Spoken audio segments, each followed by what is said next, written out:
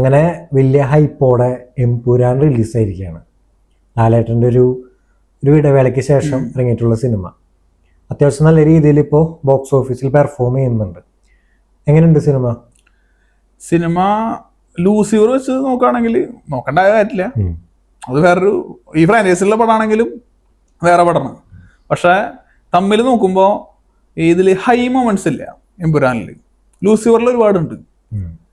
ഇപ്പോൾ ലാലേട്ടൻ ജയിലിൽ പോണത്, ഒരു ജയിൽ ഫൈറ്റ്, അങ്ങനെ ഫോറസ്റ്റ് ഫൈറ്റ്, അതൊക്കെ ഒന്ന് ഡൗൺ ആയതിനു ശേഷം ഒന്ന് ഹൈ ആവുന്നുണ്ട് ലൂസിഫറിൽ. എമ്പുരാനിക്ക് വരുമ്പോൾ ഫസ്റ്റ് ഹാഫ് ഒക്കെ ശരിക്കും പ്ലെയിൻ ആണ്. അതിന് ഹൈ ആവുന്ന സീനുകളൊക്കെ വളരെ കുറവാണ്. ഇപ്പോൾ ലാലേട്ടൻ്റെ എൻട്രി തന്നെ വലിയ കാര്യമില്ല. BGM പിന്നെ പറയണ്ടല്ലോ, മൊത്തത്തിൽ എയറിൽ കിടന്ന് നടക്കണം. പിന്നെയും എമ്പുരാനിൽ കുറച്ച് ഹൈ ആവണത് സെക്കൻഡ് ഹാഫിലെ ഫോറസ്റ്റ് ഫൈറ്റാണ്. ക്ലൈമാക്സും വലിയ എയിമില്ല. മൊത്തത്തിലൊരു കൊമേഴ്ഷ്യൽ എന്റർടൈൻ എന്ന് പറഞ്ഞാൽ ഹൈ മൊമെന്റ്സ് വരണം, അത് വളരെ കുറവാണ് മൊത്തത്തിൽ. എനിക്കും അതേ അഭിപ്രായം തന്നെയാണ്. എനിക്കൊരു ആവറേജ് അനുഭവം തന്നെയാണ് കിട്ടിയത്. കാരണം ഞാൻ കുറച്ചൊരു എക്സ്പെക്ട് ചെയ്തിട്ടുണ്ടായിരുന്നു ലൂസിഫറിനെക്കാട്ടും ഒരു പടി മുകളിൽ നിൽക്കും, സ്ക്രിപ്റ്റ് വൈസ് ആണെങ്കിലും മേക്കിംഗ് വൈസ് ആണെങ്കിലും. പക്ഷെ എനിക്കതൊരു ആവറേജ് ഫീലാണ് എല്ലാ ഡിപ്പാർട്ട്മെന്റിലും കിട്ടിയത്. ഇപ്പോൾ മേക്കിംഗ് എല്ലാവരും പറയുന്നുണ്ട് ഹോളിവുഡ് ലെവൽ മേക്കിംഗ് എന്നൊക്കെ. സിനിമ കണ്ടുകൊണ്ടിരിക്കുമ്പോൾ ഞാൻ ചിന്തിച്ചിരുന്നത് ഈ ഹോളിവുഡ് എന്ന് ഒരു ഉദ്ദേശിച്ചത് എന്താണ്? മേ ബി ഒരു ലൊക്കേഷൻസ് ആയിരിക്കാം, ഒരുപാട് പുതിയ ലൊക്കേഷൻസ്, ഇതുവരെ കണ്ടിട്ടില്ലാത്ത ലൊക്കേഷൻസും അതിന്റെ ആ ഒരു ഫ്രഷ്നെസ് ഉണ്ടാകും. പക്ഷെ മേക്കിംഗ് ഒക്കെ വളരെ നോർമൽ മേക്കിംഗ് തന്നെയാണ്. നമ്മൾ തെലുങ്കിലും ഇതിലൊക്കെ കുറെ കണ്ടിട്ടുള്ള കൈൻഡ് ഓഫ് മേക്കിംഗ്. അതെ, അങ്ങനെയാണ്. പിന്നെ സ്ക്രിപ്റ്റ് വൈസ് ആണെങ്കിലും എനിക്ക് വല്ലാണ്ട് ലീനായി പോയി. മുരളി ഗോപി എന്ന് പറയുന്ന റൈറ്റർ സാധാരണ ആളുടെ സ്ക്രിപ്റ്റിൽ ഒരുപാട് ഡെപ്തുകൾ ഉണ്ടാവും, ഒരുപാട് ലെയേഴ്സ് ഉണ്ടാവും. ലൂസിഫറിന്റെ അടുത്ത് നോക്കി അറിയാം, അതിൽ നമുക്ക് ഒരുപാട് ലെയേഴ്സ് കാണാൻ പറ്റും. ഓരോ സീനിനും ഒരുപാട് ലെയേഴ്സ് ഉണ്ട്. ഇതിൽ അങ്ങനെയല്ല. ഇതാർക്കും ഈസിലി മനസ്സിലാക്കാൻ പറ്റുന്ന തരത്തിലാണ് ഇത് എഴുതിയിരിക്കുന്നത്. ലൂസിഫർ ഇറങ്ങിയ സമയത്ത് എനിക്ക് ഓർമ്മയില്ലേ, വലിയ ചർച്ചയായി ഇവിടെ ഇല്ലുമിനേറ്റി എന്താണ്, അതെ. അപ്പൊ അങ്ങനത്തെ ഒരുപാട് കാര്യങ്ങൾ അന്ന് പ്രൊവൈഡ് ചെയ്യാൻ ലൂസിഫറിന് സ്ക്രിപ്റ്റ് കൊണ്ട് പറ്റിയിരുന്നു. പക്ഷെ ഇതിലത് പറ്റിയിട്ടില്ല. പിന്നെ അതുപോലെ തന്നെ കൊറിയോഗ്രാഫി ആണെങ്കിലും ഫൈറ്റ് കൊറിയോഗ്രാഫി ഒക്കെ ഭയങ്കര അവറേജ് ആയി പോയി. നമ്മൾ കുറെയൊക്കെ എക്സ്പെക്ട് ചെയ്യാണ്. ഇത്ര വലിയൊരു സിനിമ ഇറങ്ങുന്നു, ഒരുപാട് എക്സ്പെക്ട് ചെയ്യുന്നു. ആ എക്സ്പെക്ടേഷൻ ലെവലിൽ സാധനം വന്നിട്ടില്ല. മ്യൂസിക് ഒക്കെ ആണെങ്കിലും വളരെ വളരെ ദുർബലമാണ്. ഈ ഒരു സീൻ അപ്ലിഫ്റ്റ് ചെയ്യേണ്ടതാണ് ബാക്ക്ഗ്രൗണ്ട് സ്കോർ. നമ്മൾ ചില സിനിമയിൽ കാണാറുണ്ടത്. ചിലപ്പോൾ സീൻ ഇത്ര ഉള്ളൂന്നുണ്ടെങ്കിൽ BGM അതിന് ഇത്രയ്ക്കാക്കും.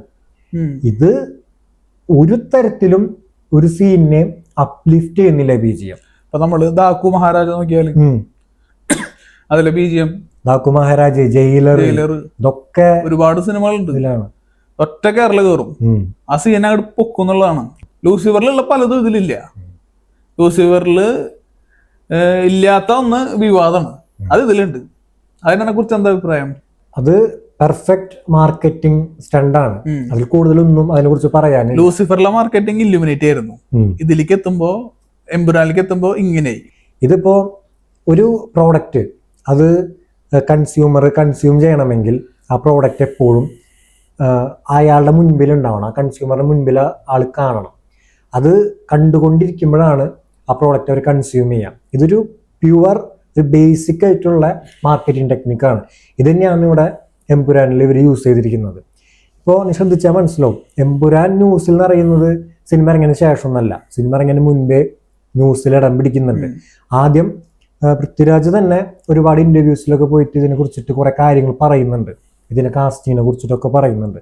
അപ്പൊ അത് വ്യൂവേഴ്സ് എടുത്തിരിക്കുന്ന രീതി എന്ന് പറഞ്ഞു കഴിഞ്ഞാൽ, അതിൽ അവർക്ക് ഇട്ട് കൊടുക്കുന്ന രീതി എന്ന് പറഞ്ഞു കഴിഞ്ഞാൽ, ഇതിൽ ഇന്ന ആക്ടർ ഉണ്ടാവും, മമ്മൂട്ടി ഉണ്ടാവും, ആമിർ ഖാൻ ഉണ്ടാവും, അല്ലെങ്കിൽ ഇങ്ങനത്തെ ഒരുപാട് ചർച്ചകൾ പുറത്ത് നടക്കുന്നു. അതിനു വേണ്ടി ഇട്ട് കൊടുക്കുന്നുണ്ട് ഓരോന്ന്. പിന്നെ അതുപോലെ തന്നെയാണ് ഒന്ന് ഡൗൺ ആയി നിൽക്കുന്ന സമയത്താണ് ലൈക്കയുടെ എൻട്രി.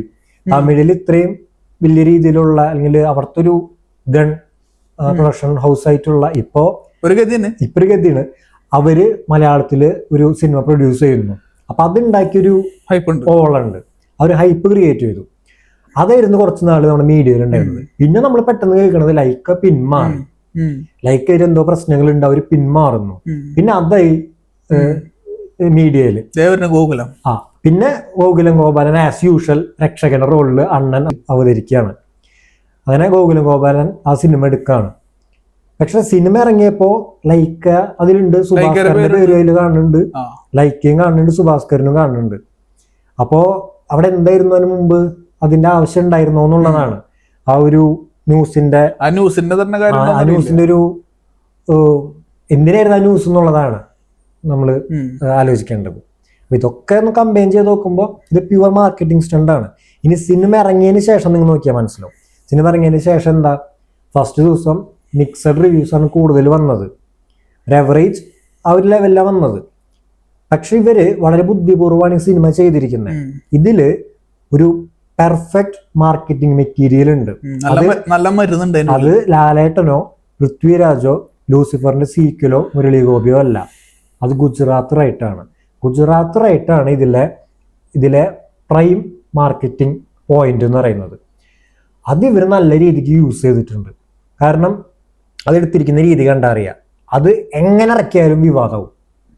ആ രീതിയിലാണ് എടുത്തിരിക്കുന്നത്. ഒരു സൈഡ് പറയുന്നുള്ളൂ, ഒരു സൈഡേ പറയുന്നുള്ളൂ, ഒരു സൈഡ് പറഞ്ഞാലേ വിവാദമാവുള്ളൂ. ഇത് എങ്ങനെയാണ് ഇത് ആൾക്കാർ റിയാക്ട് ചെയ്യുക, അത് കറക്റ്റായിട്ട് മനസ്സിലാക്കിയിട്ടാണ് അത് ഇറക്കിയിരിക്കുന്നത്. അതുപോലെ തന്നെ ചില റിയൽ ലൈഫ് ആൾക്കാരെ ബേസ് ചെയ്തിട്ടുള്ള ഒരുപാട് ക്യാരക്ടേഴ്സ് അതിൽ കൊണ്ടുവന്നിരിക്കുന്നു. അത് മനഃപൂർവ്വം അത് വിവാദം ഉണ്ടാക്കാൻ വേണ്ടിയിട്ടാണ്. പൊളിറ്റിക്സ് ഒന്നുമില്ലല്ലോ. അതെ, അപ്പൊ ഇത് എങ്ങനെ സെല്ല് ചെയ്യണം എന്നുള്ളത് കറക്റ്റായിട്ട് ഈ ടീമിന് അറിയാം. ശരിക്കും പറഞ്ഞ ആളുകൾ മണ്ടന്മാരാന്ന് ഞാൻ പറയുള്ളൂ. കാരണം ഇവർ ഈ ചെയ്യുന്നതൊക്കെ കണ്ടിട്ട് ഒന്നാമത് ഒരു നരേഷൻ വരുമ്പോ ഈ പക്ഷം പിടിക്കുന്ന പരിപാടി ഉണ്ട് നമുക്ക്. ഒരു നരേഷൻ ഒരാൾ പറയുന്നു, അതിൽ ഒരു ഭാഗം ഒരു കൂട്ടര് പിടിക്കുന്നു, അപ്പുറത്തെ ഒരു വേറെ കൂട്ടര് അപ്പുറത്തെ പക്ഷം പിടിക്കുന്നു. ഇവർ തമ്മിൽ അങ്ങ് തല്ലു. സോഷ്യൽ മീഡിയ നേരിട്ട് തല്ലോട്ടില്ല, മുട്ടുവരയ്ക്കും വേറെ കാര്യം. സോഷ്യൽ മീഡിയയിൽ ഇവർ ഫൈറ്റ് ചെയ്തുകൊണ്ടിരിക്കും, പോസ്റ്റ് ഇട്ടുകൊണ്ടിരിക്കും. നെടുനീളൻ മാസ് ഡയലോഗുകൾ, നമ്മൾ സിനിമയിൽ പോലും കാണാത്ത ഡയലോഗുകളാണ് ഓരോരുത്തരുടെ പോസ്റ്റിലൊക്കെ. അതൊക്കെ ഇട്ടിങ്ങനെ ഞാനിത് സംഭവമാണെന്ന രീതിയിൽ അവർ ഇടുന്നത്. പക്ഷെ ഇതുകൊണ്ട് എന്ത് യൂസ്, ആർക്ക് യൂസ്? 2002 നടന്ന ഒരു റയറ്റ് അന്ന് അവിടെ കഴിഞ്ഞു. ഇന്ത്യയുടെ ഒരു പാസ്റ്റ് ആണത്. അവിടെ കഴിഞ്ഞൊരു സാധനം, അതിൽ നിന്ന് കാലം ഒരുപാട് മാറി. അന്ന് വെറും മുഖ്യമന്ത്രിയായിരുന്ന നരേന്ദ്രമോദി ഇന്ന് പ്രധാനമന്ത്രിയാണ്. അത്ര മാറ്റം മോദി എന്ന രാഷ്ട്രീയക്കാരൻ വരെ ഉണ്ടായി, നാടിനും ഉണ്ടായി. ഇവിടുത്തെ ആൾക്കാർ ഇതിനെ തല്ലുകൂടിക്കൊണ്ടിരിക്കുകയാണ്. ഇവരെന്താണ് അച്ചീവ് ചെയ്തിരിക്കുന്നത്, ഇവരേത് ലെവലിലാണ് നിൽക്കുന്നത്, ഇവരിപ്പോഴും സർവൈവ് ചെയ്യുന്നവരായിരിക്കും. ഇവരുടെ കരിയർ സെറ്റ് ചെയ്യാനോ പൈസ ഉണ്ടാക്കാനോ ഒന്നല്ല നോക്കണത്, തല്ലൂടാ. അതായത് ഒരു നെഗറ്റീവ് കണ്ടിട്ട് അതിന്റെ പേരിൽ തല്ലൂടാ ഒരു പക്ഷം പിടിച്ചു. ഇൻസ്റ്റാഗ്രാം ഫേസ്ബുക്ക് നോക്കിയാൽ കാണാം, അതായത് റൈറ്റ് സപ്പോർട്ടേഴ്സ് ലൂസിഫറിന്റെ തിയേറ്ററിൽ ആരും ഇല്ലാത്ത ഫോട്ടോസ് ഇടാം. എന്നിട്ട് ആരുമില്ല, പൃഥ്വിരാജ് പ്രശ്നമായി, പൃഥ്വിരാജിനെ മറ്റേ രാജമൗലിയുടെ പടത്തിൽ നിന്ന് പിരിച്ചു വിട്ടു. അങ്ങനെ കുറച്ച് സ്റ്റണ്ട്. മറ്റൊരു നേരെ തിരിച്ച് ഭയങ്കര ഹിറ്റ്, അങ്ങനെ ഇങ്ങനെ. അതിന് മാത്രം വിവാദങ്ങളൊന്നും ഇല്ല. ഈ ഗുജറാത്ത് റൈറ്റ് എന്ന് പറഞ്ഞു കഴിഞ്ഞാല് ഇവിടുത്തെ എല്ലാവർക്കും അറിയാവുന്ന ഒരു കാര്യമാണ്. പുതിയ പിള്ളേർക്ക് അറിയാവുന്ന എനിക്കറിയില്ല, പക്ഷെ നമ്മുടെയൊക്കെ ഒരു കാലഘട്ടത്തിലുള്ളവർക്കൊക്കെ അറിയാവുന്ന ഒരു കാര്യമാണ്. അപ്പൊ ഇതെല്ലാവർക്കും അറിയുന്ന കാര്യം. ഇതെങ്ങനെയാണ് ഉണ്ടായത്, ഇതുണ്ടായതിനു ശേഷം എന്തൊക്കെ സംഭവിച്ചു, രാഷ്ട്രീയപരമായി ഉണ്ടായ മാറ്റം എന്താണ്, ഒരു ഓർഡിനറി ഒരു വെറും സാധാരണ ഒരു നേതാവ് അയാൾ പ്രധാനമന്ത്രി പദത്തിലേക്ക് എത്തിയ ഒരു സംഭവമാണിത്. അത്രയ്ക്കും ഒരു ഇമ്പാക്ട് ഉണ്ടാക്കി അല്ലെങ്കിൽ ആളുകൾക്ക് അറിയുന്ന ഒരു സംഭവത്തെ ആണ് ഇവർ കാണിച്ചിരിക്കുന്നത്. ഇതിനിപ്പോ ഇവിടെ ഡിസ്കസ് ചെയ്തിട്ട് എന്ത് കാര്യം? ഇപ്പൊ ഡിസ്കസ് ചെയ്യാൻ വേറെ ഒരുപാട് കാര്യങ്ങളുണ്ട്. ഇപ്പൊ ഒരുപാട് കാര്യങ്ങൾ നടക്കുന്നുണ്ട്. ആ കാര്യങ്ങളൊന്നും നോക്കാണ്ടും അവരെ സ്വന്തം ലൈഫ് നോക്കാണ്ടാണ് അവര് കിടന്നിട്ട് ഇതിന്റെ പിന്നാലെ നടക്കുന്നത്. ഇതുകൊണ്ട് ആർക്കാ നേട്ടം ഉണ്ടായത്? എമ്പുരാന്റെ ടീമിനും പ്രൊഡ്യൂസറിനും നേട്ടം ഉണ്ടായി.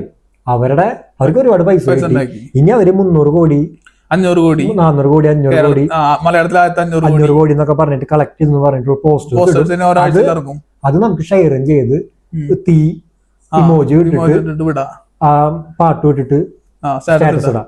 അത്രേ ഉള്ളൂ. നമുക്ക് ഇതിൽ പ്രത്യേകിച്ചൊരു കാര്യമില്ല. സിനിമാക്കാരെ കേസില് രാഷ്ട്രീയക്കാരെ കേസിലായാലും നേട്ടം മൊത്തം അവർക്ക്. അത് ഇവര് മനസ്സിലാക്കണം. ഇത് ശരിക്കും പറഞ്ഞാല് ഈ സിനിമയിലൊക്കെ യൂസ് ചെയ്തിരിക്കുന്നത് ശരിക്കും പൊളിറ്റീഷ്യൻസ് ഉപയോഗിക്കുന്ന. അതായത് ഒരു നരേഷൻ ആളുകളിലേക്ക് വിടുന്നു, ആ നരേഷൻ വെച്ചിട്ട് ആളുകളിൽ ഒരു വിഭാഗീയത ഉണ്ടാക്കുന്നു, അത് ഒരു പ്രൊഡക്റ്റ് ആക്കിയിട്ട് അവർക്ക് യൂസ് ആവുന്ന തരത്തിൽ അതിനെ കൺവേർട്ട് ചെയ്യുന്നു. ഇത് തന്നെയാണ് ഇപ്പൊ സിനിമാക്കാരും ചെയ്തിരിക്കുന്നത്. സിനിമാക്കാര് പല ടൈപ്പിലുള്ള മാർക്കറ്റിംഗ് ടെക്നിക്സ് ഉപയോഗിക്കുന്നുണ്ട്. എമ്പുരാന്റെ കേസിൽ മാത്രമല്ല, എമ്പുരാൻ നമ്മൾ കണ്ട ഒരു ഫ്രഷ് ഐറ്റമാണ്. ഇപ്പോ ഈ ഒരു സിനിമയുടെ പ്രൊഡക്ഷൻ ടീമിന് ആ സിനിമയിൽ വിശ്വാസം ഉണ്ടെങ്കിൽ അധികം പ്രൊമോഷൻ കൊടുക്കില്ല, അധികം മാർക്കറ്റ് ചെയ്യില്ല. അപ്പൊ നമ്മൾ കൽക്കി ജയിലറൊക്കെ നോക്കിയാൽ നമുക്കറിയാൻ പറ്റും, അവർ വലിയ മാർക്കറ്റ് ചെയ്തിട്ടില്ല. നോർമൽ ട്രെയിലർ റിലീസ് ചെയ്തു. പിന്നെ ജയിലറിന്റെ കേസ് വരുമ്പോൾ നെൽസന്റെ മുമ്പത്തെ പടം ഫ്ലോപ്പ് ആയിരുന്നു. അത് കാരണം കൊണ്ട് ഹൈപ്പ് തീരെ ഉണ്ടാക്കിയില്ല. എങ്ങനെ ഹൈപ്പ് ഉണ്ടാക്കിയിട്ട് അതിന് ഇത് മോശമാവണ്ടല്ല. പക്ഷെ ജയിലറും കൽക്കിയും വെച്ച് നോക്കുമ്പോൾ നല്ല വിശ്വാസം ഉണ്ടായിരുന്നു പ്രൊഡക്ഷൻ ടീമിന് ഈ രണ്ട് സിനിമയിലും. അപ്പോൾ ഇത് ഇറങ്ങിയതിന് ശേഷം ആളുകളുടെ അഭിപ്രായം കൊണ്ട് നല്ലോണം കളക്ട് ചെയ്യുകയും ചെയ്തു. നല്ല അഭിപ്രായം കിട്ടി, എല്ലാവരും നല്ലത് പറഞ്ഞിട്ടുള്ളൂ. കൽക്കിയുടെ ഫസ്റ്റ് ഹാഫ് ഒക്കെ ഈ പറഞ്ഞ പോലെ ആവറേജ് ആണ്. അപ്പൊ അമിതാഭ് ബച്ചൻ വരുന്ന സീൻ തൊട്ടേക്കാണ് പടം ഹൈ ആവണത്, ഹൈ ആവണുണ്ട്. ഇപ്പൊ ക്ലൈമാക്സും നല്ല രീതിയിൽ ചെയ്തിട്ടുണ്ട്. ജയിലർ അതുപോലെ തന്നെ ഇപ്പൊ ലാലേട്ടൻ വരുന്നു, ശിവരാജ്കുമാർ വരുന്നു. അത് പെർഫെക്റ്റ് ഒരു സിനിമ, ഒരു കൊമേഴ്സ് സിനിമയുടെ ഗ്രാഫാണ് ജയിലർ എന്ന് പറഞ്ഞാൽ. ഇപ്പൊ എല്ലാവർക്കും വേണമെങ്കിൽ ഒരു മാത്രമേ കേൾക്കാം എങ്ങനെയാണ് ഒരു കൊമേഴ്സ് സിനിമ എടുക്കേണ്ടത്. അതായത് ഇങ്ങനെ വരുന്നു, പെട്ടെന്ന് ഡൗൺ ആവും. ഒരു ECG ഗ്രാഫ് പോലെയാണ്. ഒരൊറ്റ ഡൗൺ ആവും, ഒരൊറ്റ കയറിൽ കയറും, പിന്നെ ഡൗൺ ആവും, വീണ്ടും കയറും, അങ്ങനെ അങ്ങനെ അങ്ങനെ പോകും. വരുന്ന ആൾക്കാരും അങ്ങനെയാണ്. ശിവരാജ്കുമാർ വരുന്നു, അങ്ങനത്തെ ആൾക്കാരാണ് വരുന്നത്. അപ്പോ ഈ രണ്ട് പടങ്ങളിൽ ഞാൻ ശ്രദ്ധിച്ചതില് പ്രൊഡക്ഷൻ ടീമിന് വിശ്വാസമുള്ള കാരണം കൊണ്ട് ഇതാക്കിയിട്ടുള്ളത്. ഇതുപോലെ തന്നെ സിനിമയിൽ നമുക്ക് ഈ പ്രൊഡക്ഷൻ കമ്പനിക്ക് വിശ്വാസമില്ല, അതായത് പൊട്ടാൻ സാധ്യതയുണ്ടെന്ന് ഉള്ള പടങ്ങളുണ്ട്. ഇപ്പൊ കൊത്ത, കിങ് ഓഫ് കൊത്ത എടുക്കാം. അപ്പൊ അതിലൊരു വർക്ക് ചെയ്യുന്ന ഒരാളെ നമുക്കറിയാലോ, നമ്മൾ സംസാരിച്ചിട്ടുണ്ട്. അപ്പൊ അവർക്ക് ഈ പിന്നിൽ നിൽക്കുന്നവർക്ക് അറിയാം പടം ഇത് എങ്ങനെയായിരിക്കും ഇതിന്റെ ഗതി എന്നുള്ളത്. പക്ഷെ ഇവര് നല്ല പ്രൊമോഷൻ നടത്തി. പിന്നെ ദുൽഖറിന്റെ സിനിമയാണല്ലോ, അത്യാവശ്യം നല്ലോണം കളക്ട് ചെയ്തു പടം. നല്ല കിട്ടിയിട്ടുണ്ട്. അപ്പൊ നല്ല രീതിയിൽ പ്രൊമോട്ട് ചെയ്തു കൊത്ത. അപ്പൊ ആൾക്കാരെ പറ്റിക്കാൻ ചെയ്തു ശരിക്കും പറഞ്ഞാല്. അതായത് പടം കയ്യിൽ നിന്ന് പോയി, പടം ഭയങ്കര മോശമാണ്. പക്ഷെ ഇവര് പ്രൊമോട്ട് ചെയ്തിട്ട് നാട് മൊത്തം ഹൈപ്പ് കയറ്റി, നമ്മളെല്ലാവരും പോയി കണ്ടു. അതേസമയം കുറുപ്പുണ്ട്, ദുൽഖറിന് തന്നെ കുറുപ്പ് ഹൈപ്പ് ഉണ്ടെങ്കിലും പടം നല്ലതായിരുന്നു. അപ്പൊ നമ്മളൊരു പ്രേക്ഷകൻ എന്ന നിലയ്ക്ക് നമ്മൾ ശ്രദ്ധിക്കേണ്ടത് ഓവറായിട്ട് ഹൈപ്പ് വരുന്ന സിനിമകൾ ഒരു കുറച്ച് അഭിപ്രായം വന്നതിന് ശേഷം പോകുന്നതായിരിക്കും നല്ലത്. കാരണം പടം മോശമായിരിക്കും. വലിയൊരു ശതമാനം, ഒരു 90% പടം അവരെ പ്രൊഡക്ഷൻ ടീമിന്റെ കയ്യിൽ നിന്ന് പോയിട്ടുണ്ടാവും. അപ്പൊ ഇവരെങ്ങനെയെങ്കിലും ആൾക്കാരെ കയറ്റണം, അത് ലക്ഷ്യം. കാരണം നോർമലായിട്ട് ആൾക്കാർ വരുന്നത് ഹൈപ്പിൽ ആൾക്കാർ വരുന്നത് രണ്ടാണ്. എമ്പുരാനിൽ അറിയാം നമുക്ക്. ഇപ്പൊ സെൻസറിങ്ങിന്റെ ഇഷ്യൂ വന്നപ്പോ 3-4 ദിവസം കൊണ്ട് വരുന്ന ബുക്കിംഗ്. ഇപ്പൊ ഒരാഴ്ചക്ക് തൃശ്ശൂർ രാഗത്തിലൊന്നും ടിക്കറ്റേ ഇല്ല. അപ്പോ നമ്മളിപ്പോ ശ്രദ്ധിക്കണം, ഈ പ്രേക്ഷകർ എന്ന നിലയിൽ നമ്മൾ ശ്രദ്ധിക്കണം. ഓവർ ഹൈപ്പ് വരുന്ന സിനിമകള് കുറച്ച് അഭിപ്രായം വരാ. ഇവര് ഹൈപ്പ് കയറ്റിയില്ലെങ്കിലുള്ള പ്രശ്നം എന്ന് വെച്ചാൽ പടം മോശമാണെങ്കിൽ ആൾക്കാർ മോശം പറഞ്ഞു കൊടുക്കും. അപ്പോ കാണാനുള്ളവരും കാണില്ല, അപ്പൊ ഇവർക്ക് ഇനീഷ്യൽ കിട്ടില്ല. ഹൈപ്പ് ഉണ്ടാക്കുമ്പോ നേരെ തിരിഞ്ഞു ഒരുപാട് ആൾക്കാർ വരും, അപ്പോൾ ഒരുപാട് എമൗണ്ട് കിട്ടും. പക്ഷെ പടം മോശം എന്ന് അറിഞ്ഞാലും കുഴപ്പമില്ല, കാരണം ഇവർക്ക് ഫണ്ട് കിട്ടി. മമ്മൂട്ടി കമ്പനിയൊക്കെ ചെയ്യുന്ന പരിപാടി വേറെയാണല്ലേ. വലിയ ഹൈപ്പ് ക്രിയേറ്റ് ചെയ്യില്ല. അപ്പൊ ലാസ്റ്റ് ഗതോമാന പടം ഒന്ന് കയ്യിൽ നിന്ന് പാടിയിട്ടുള്ളത്. ബാക്കിയെല്ലാം നല്ലതായിരുന്നു. റോഷാക്കിന് ഹൈപ്പില്ല. ഇപ്പൊ നൽപ്പകൽ നേരത്ത് ഭീഷ്മ അവരായിരുന്നു മമ്മൂട്ടി കമ്പനി ആയിരുന്നില്ല, അമൽ നേരത്തിന്റെ എണ്ണുന്നുണ്ട്. പക്ഷെ അത് ഹൈപ്പ് ഉണ്ടായിരുന്നു. ഒരു മമ്മൂട്ടി കമ്പനി പടം പോലെ തോന്നുന്നത്. അപ്പൊ ഇവര് വലിയ ഹൈപ്പ് കൊടുക്കാറില്ല. അപ്പൊ അതുകൊണ്ട് ആൾക്കാർക്ക് ഇഷ്ടാവുണ്ടല്ലേ. അതുകൊണ്ടാണ് ഹൈപ്പ് ഇല്ലാത്ത ആൾക്കാർക്ക് ഇഷ്ടാവും. ചിലപ്പോ ഒരു ലോങ് ടേമില് വലിയ എമൗണ്ട് കളക്ട് ചെയ്യില്ലായിരിക്കും. അതാണ് മമ്മൂക്ക സിനിമകള് വലിയ ഇപ്പൊ 100 കോടി പോസ്റ്ററൊന്നും വരാത്തത്. ഇപ്പൊ പലരും ചിരിക്കും മമ്മൂക്കയുടെ കേസ് പറയുമ്പോ 100 കോടി പോസ്റ്റർ ഇല്ല, 100 കോടി സിനിമ ഇല്ല. പക്ഷെ കോൺസ്റ്റന്റ് ഹിറ്റ് വരുന്നുണ്ട്. പല പല ഡയറക്ടേഴ്സായിട്ട് വർക്ക് ചെയ്ത് ഒരുപാട് ഹിറ്റുകൾ വരുന്നുണ്ട്. അത് ഒരുപാട് പേർക്ക് എത്തുന്നുണ്ട്. ശരിക്കും പറഞ്ഞ ആളുകളെ പറ്റിക്കുന്നില്ല, ആൾക്കാരെ പറ്റിക്കുന്നില്ല ആ കമ്പനി. ചുരുക്കി പറഞ്ഞു കഴിഞ്ഞാല് നല്ലൊരു PR ടീമിനെ വെച്ച് കഴിഞ്ഞാല് ഇന്നത്തെ സിനിമ ഇൻഡസ്ട്രിയിൽ ശരിക്കും പ്രൊഡ്യൂസേഴ്സിന് ലാഭം കിട്ടുന്നുള്ളത്. അതെ, മിക്കവരും വെക്കുന്നുണ്ട്. എമ്പുരാന്റെ വലിയൊരു ടീമാണ്. അവരുടെ ബിസിനസ്സും കാര്യങ്ങളൊക്കെ നടക്കുന്നുള്ളതാണ്. ഇതിലൊക്കെ പെട്ടുപോണത് സാധാരണക്കാരായ നമ്മള് പ്രേക്ഷകരാണ്. സംഭവം നമ്മുടെ 100-150 പോവും അവിടെ പോയി കഴിഞ്ഞ തിയേറ്ററിൽ പോയാലും. പക്ഷെ അതിനൊരു വാല്യൂ ഉണ്ട്. അതെ, നമ്മള് പറ്റിക്കപ്പെടാണ്. അപ്പൊ ഇതിനെ ആൾക്കാർ മനസ്സിലാക്കിയിട്ട് ഇനി വരുന്ന സിനിമകളൊക്കെ അപ്രോച്ച് ചെയ്യാന്നുള്ളതാണ്.